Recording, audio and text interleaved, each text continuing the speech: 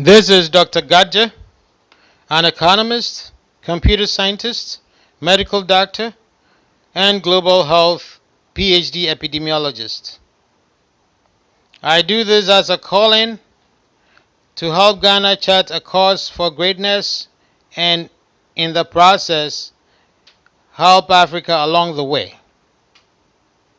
There are many issues we'll be discussing on this platform, and we welcome your comments, rebukes, and questions.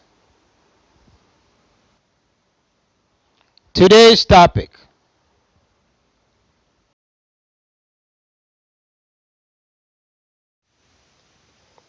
This is Dr. Gaja. I want to talk to you about something I've titled The Power of Money. The power of money. Money is not real. Real things have inherent attributes. You couldn't separate the attribute of a real thing from the thing itself. So from beginning, money doesn't have power of its own. Again, money does not have power of its own because it is not real. Like I explained, real things are inseparable from their attributes. The attributes of money, depending on what time or situation, can be separated from money. Basically, money can lose its attributes because it is not inherent. It is imposed on money. It is a government or a people or a person that says this paper or that item is supposed to be accepted for exchange of goods and services. During time of inflation, it doesn't matter what that guy says or that government says. People may decide not to accept it for exchange of goods and services. It has lost its attribute. People may refuse to accept it as a store of wealth. It has lost another attribute. So, money's attributes are not inherent. Now, let's take a commodity like corn. At which point does corn cease to be corn? There's no point. At every point, corn will have the attributes that it has. If it's a yellow corn, it will continue to have its color. If it's a white corn, it will continue to have its color. That makes it real. And that is why I say money is not real. So the power of money is derived from the people who use it.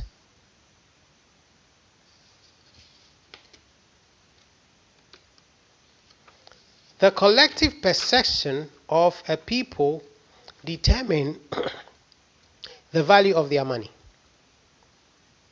If all the people value the money to a degree, other people will value that money to the same degree the people value the money to. It's a little bit philosophical what I'm saying. Money is known by its power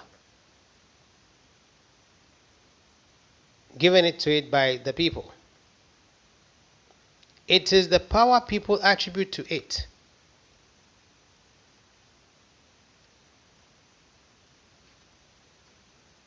What we as Ghanaians impose as attributes on money and the power we give it, our money, that is the power it will have.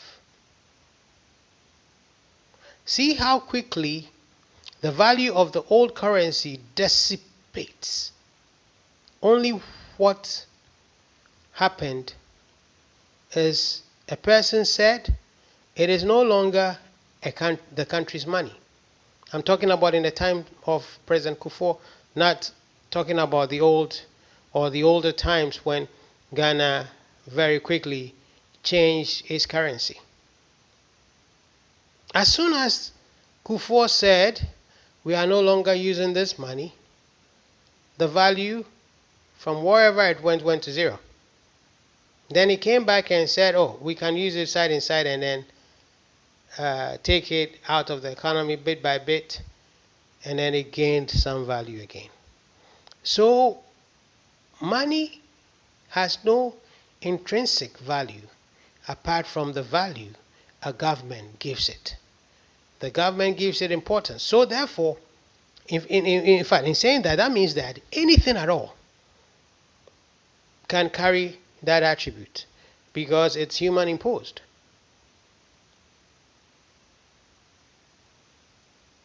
It's human imposed.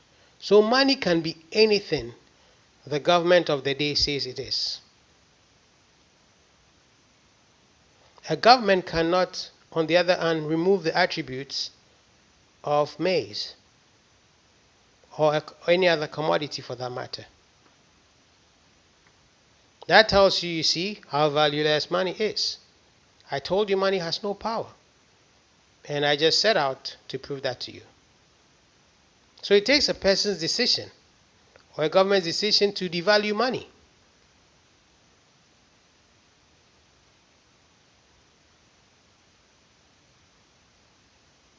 So the leaders of our country, when they go and meet other leaders and begin to talk about money, some of the people sitting in the audience get confused.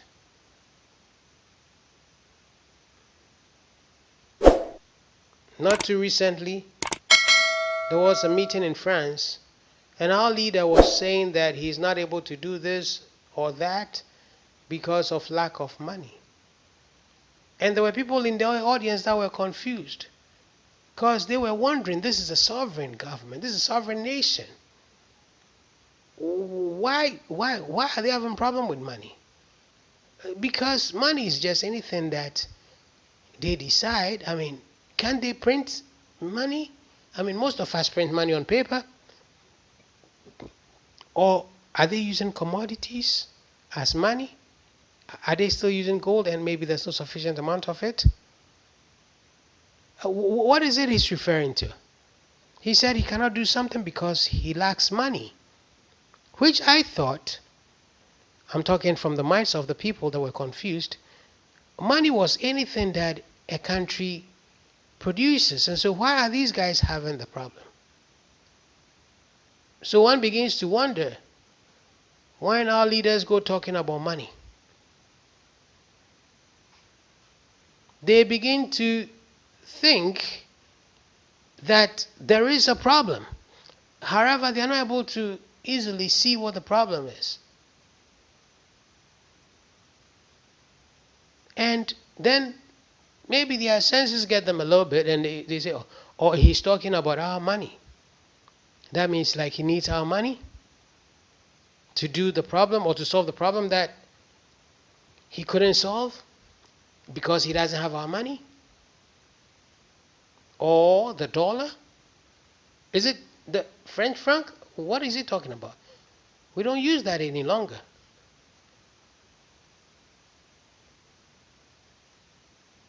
They get confused and end up thinking that the countries or the country that is talking about money and asking for money uses their currency. Maybe the country uses dollar or uses euro. So then they best start asking the question, when did Ghana start using euro? Or when did Ghana start using the dollar? Said that they want dollar. We ask for money much more than the states in the US ask for dollar from their federal government. We are not European countries. We are always there asking them for euro. Are we trying to use euro or the dollar? It's funny that workers in Ghana can clamor for wages, and as soon as they did, our government is in Europe, the World Bank, wherever. to ask for dollars or European currency. And the last I checked, these workers don't get paid in those currencies. They get paid in the city. So when they get paid eventually in the city, what happened? Did the dollar that the government take all of a sudden miraculously transferred or became cedis? What happened? We wonder. Yet we do not see that. Where did the dollar go? And where did the cedi come from?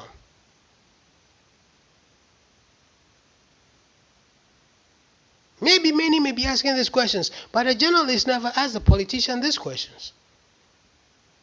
Where did the dollar go and where did the cedi come from?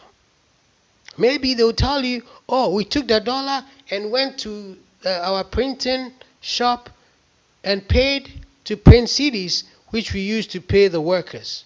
Oh, so you went and bought the cedis with a dollar.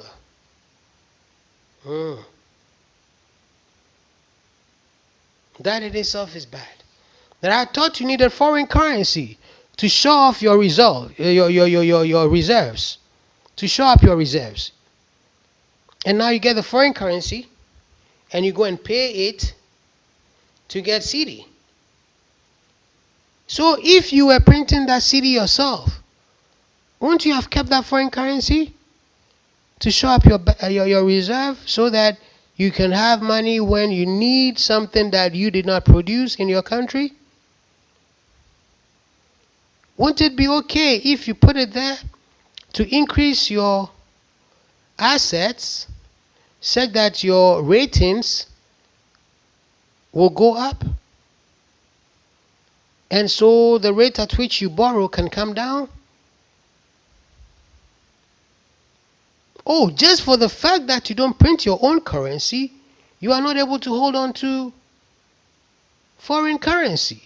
Because each time you receive it, you go and buy more Ghanaian currency. Now, before you were bringing the Ghanaian currency into the economy, did you just perchance think about the fact that it was an additional money supply and that it had to go with additional products of goods and services coming onto the market, probably at the same value point, so that prices don't increase? I don't think we do any of this. I don't think my country, Ghana, does any of this. But these are the things. Before you add money to the already existing supply of money in the economy, please check and see if there are products coming onto the market. If that does not happen, even you can use foreign products, if you can get them for free in. But if that does not happen, prices in the economy will go up. Prices in the economy, simple as that. That's economics 101. More money, less products, price rises.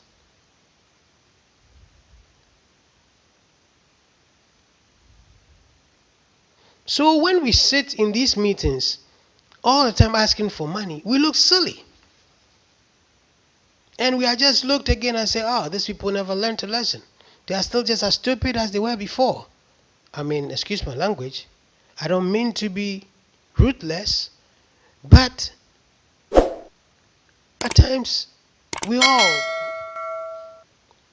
feel ashamed. We all feel ashamed. So if we talk about money in those meetings, we should try to help the people by talking about the currency in which, the currency we are implying to. Oh, we are not able to do it because of dollar. So everybody understands you, that you need dollar to be able to solve the problem in your country. Or you need euro. So everybody understands you need a euro to be able to solve the problem in your country. But if you leave it without specifying it, people begin to wonder. But the truth of the matter is that we do not need that. It is the lack of economic understanding that makes us think we need that. We do not need that. The same way when you bring that dollar into the country without its commensurate products, prices go up. The same way foreign direct investment impacts prices in our economy. So we should not get confused when prices are going up in our economy. Which means that with all these things, we have inflation at the rate that we have. If they were not there, your guess is as good as mine. Our rate of inflation will be very, very low. And our standard of living will be much higher than it is. Money is the same. Cedi is money. Dollar is money. Euro is money. The only difference is that we don't respect our money. We respect their money, and their money continues to be more valuable than ours. Now, why do I say that? If a Ghanaian gets enough cedis, he'll go and change it and buy a dollar. It's because he respects the dollar more than the cedi. Hence, the dollar is priced higher than the cedi. If we can just value our money just the same way we value their money, I think things should be a little different for us.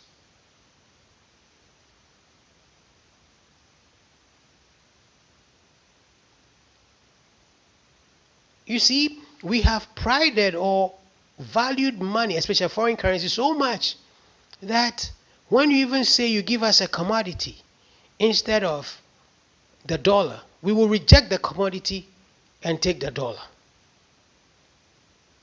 Meanwhile, the dollar fluctuates in value. The commodity does not. But that is how much value we in the South give to dollar. And we make those with a dollar reign over us because we value so much their currency or their money.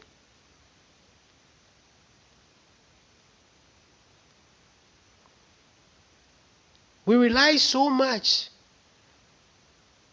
as African countries or Ghana on foreign money, such that even our gold is of less value than the dollar. A commodity that is so volatile, like money, compared to a commodity so stable. We are talking about reparation.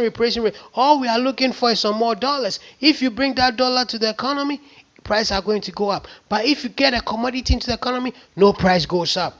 Rather, prices come down. So we have to think about our people when we are doing this. When we receive more money, prices will go up.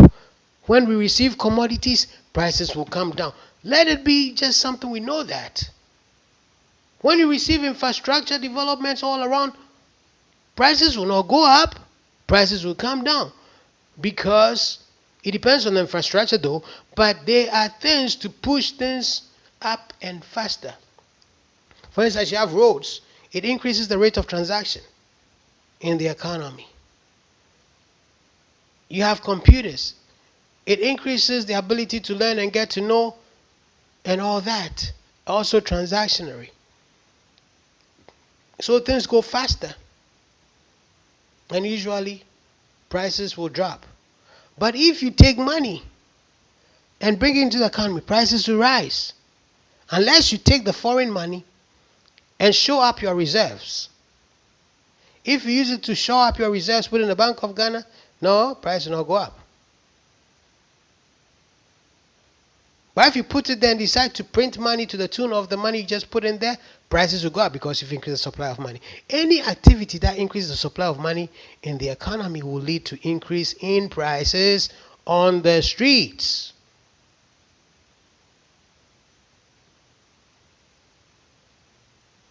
I hear Ghana and Africa talking about reparation. Let me give us some advice. Stop talking about it if you mean it, go to court. File a case in all the courts of the countries that you think owe you some reparation. And stop talking about it. But please, when you're accepting it, don't accept money. Accept infrastructure developments, buildings, roads, bridges, electrical power, satellite stations. Don't accept money. It will only increase the prices of the things you have. And don't think that if you accept money, you can use the money to buy those things I just mentioned. It'll be more expensive and you might not even get them to buy. How are you going to get a satellite station? That is done by, how are you going to get that? It's just by negotiations. You see that? So please, ask for something, not money. But if you are serious about it, go to court. The reason why money came, fiat money as we see it, came to be used, this is my own thinking, I believe is because gold is a limited commodity. It's in short supply. Money is not. You can produce money anytime you want to. But gold is limited because of its nature. So, in the Bretton Woods, the story here is that after the Second World War, Britain owed America a huge amount of money because they fought the war with the understanding that, you pay as a cost of it because you invited us into the war. I mean, it was before the Pearl Harbor issue. Japan struck the U.S. and that brought U.S. whole into the war. But they were intending on coming before the strike. And given that America realizes that, because America also owed UK before, which they had promised to pay. But you see, the pound is backed by gold at the time, completely, 100%. So, America does not print pounds, and they have not sold enough to the UK to have enough pounds to pay UK the money they owed. So, the alternative to pay UK the money they owed is to pay them in gold. But there was not enough gold in their vaults to be able to pay UK the amount. And to go and start mining gold in Africa or anywhere that there was gold will take time, and maybe they may not even get the gold. So when it came time that UK owed America after the Second World War and realized that they had to make a net payment to the US, it was suggested that, look, there will be not enough gold. You say you want to have to pay me, you have to pay me in gold. There will be not enough gold to pay this. So the only way we can have enough gold to do this is to convince the world to stop trading in gold. Basically, to stop using gold as money. In those times, gold and silver was used for exchange of goods and services internationally, for international trade. Not in the countries, but for international trade. So that looked like a good deal. At least if everybody stops using gold for that, there might be enough gold for me to be able to, that means for the US and the UK to be able to pay each other. So they said, okay, we'll get together and we decide with the rest of the world that we shouldn't use gold any longer, but we should use money. And they decided to use the US dollar. And so at the Bretton Woods, the US dollar was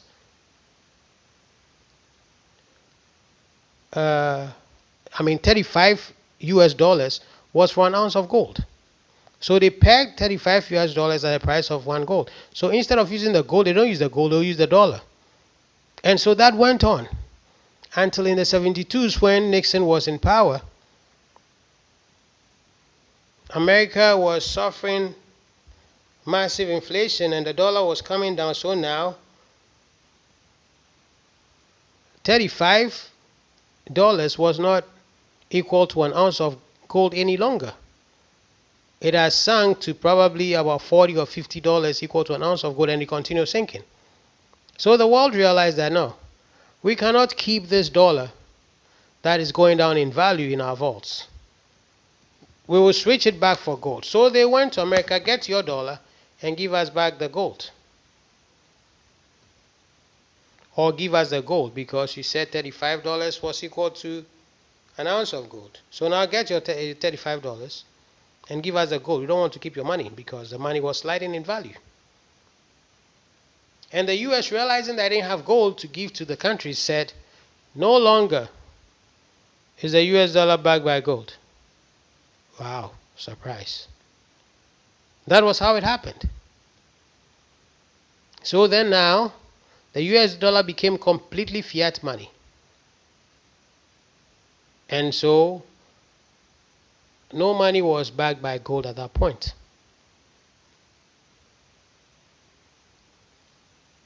You see, just thinking brought them that sense. And so they said, let us use fiat money, so the value of it will be the value that countries place on us. So the value of a country's currency is equal to the value other countries place on that country, or the value of the whole world of that country. So if you are able to make yourself valuable,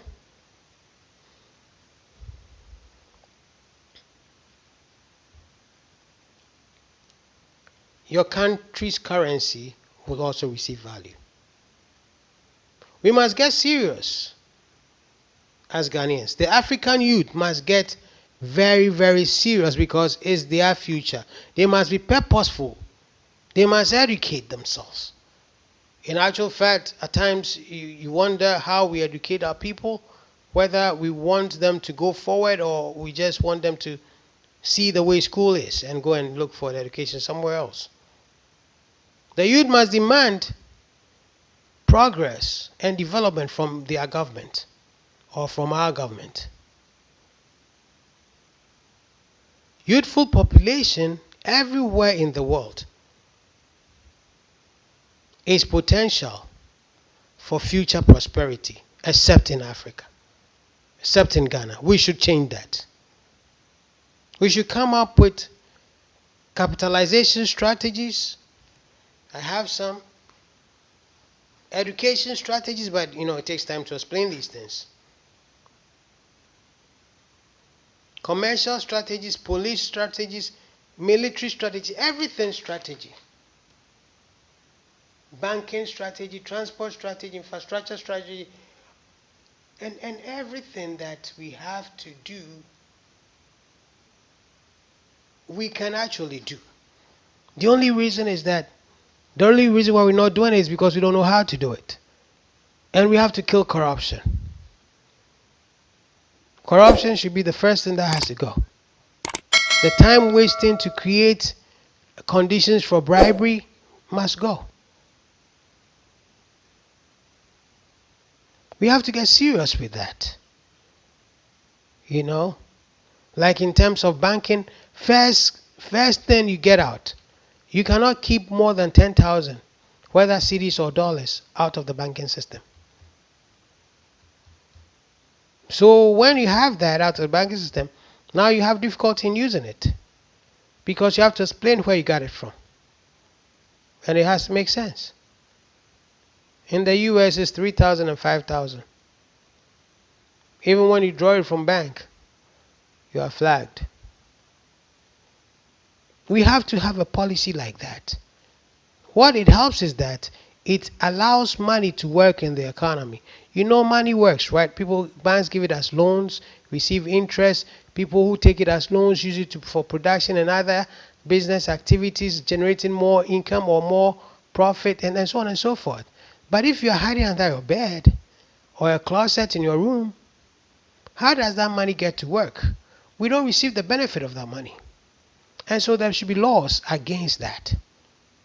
There should be serious laws on corruption. The Asian tigers we talk about, some of them have death as a penalty for corruption. Think about it, death.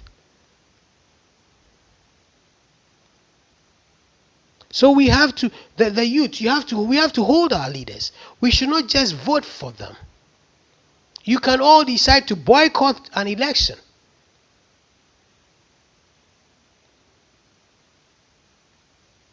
and insist that things be done with the constitution and so on and so forth. I have a very beautiful plan that I've developed for maybe constitutional amendment. I don't think a coup or overthrow of government is of any benefit. But we should try to change things. Create opportunity for us to change things, adapt, use better strategies, and go forward. The Constitution is supposed to be a living document. It's not in stone. It has to, amendments and those things can come. It can change. It is a better way forward than to be thinking about overthrow of government and that kind of thing. It sends the whole country back. But we have to hold our elected representatives responsible. So far, it doesn't look like they think about us or they are thinking about us. Or maybe they just don't know what they are supposed to do.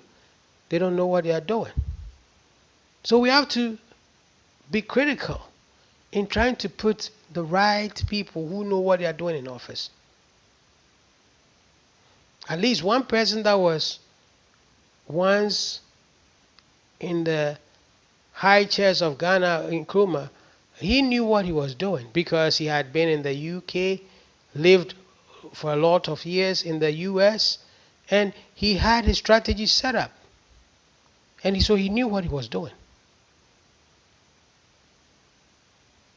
But most of our African leaders developed on the continent don't know what they are doing. And yet, they find ways to brutalize or prevent those who come from outside who have learned another perspective added to the African perspective. So now they have more perspective than the guy who has only one perspective. That's of Africa. They have more perspective and they could help our country better. But there's no chance. They'll use all tactics on you, including voodoo. Interesting, including voodoo. If they cannot massacre you physically, they may try to do that. And so it makes it very difficult for even African brothers and sisters to want to help their country because they know these things. But the onus falls on the youth.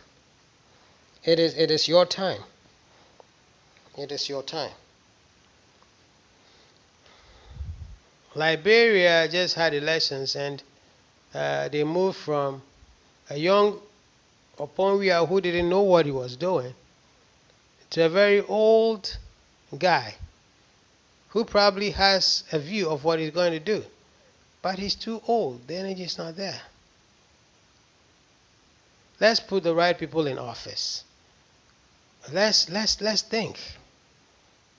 Let's think. If we can put a date limit in our mind, like if you are past 70, I don't think you can do too well in that office. That office is an office that is exact and it takes energy. It needs fresh ideas.